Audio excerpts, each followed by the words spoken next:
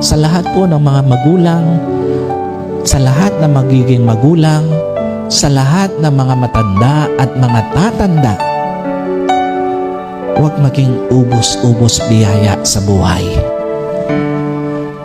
Kung hindi mo nagawa ng mga nakaraang taon ng buhay mo, ngayong 2025, gawin mo na.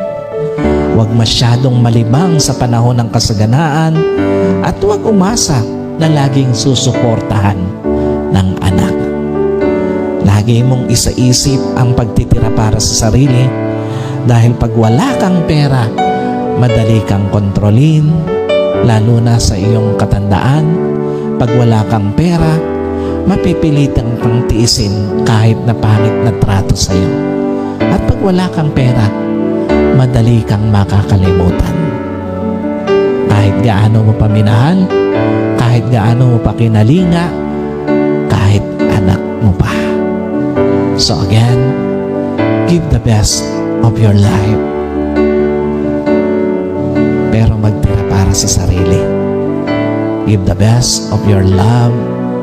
Magtira para matuto pa rin mahalin ang sarili. And give of your time kahit sa anak mo pa, pero magtira rin ng panahon para sa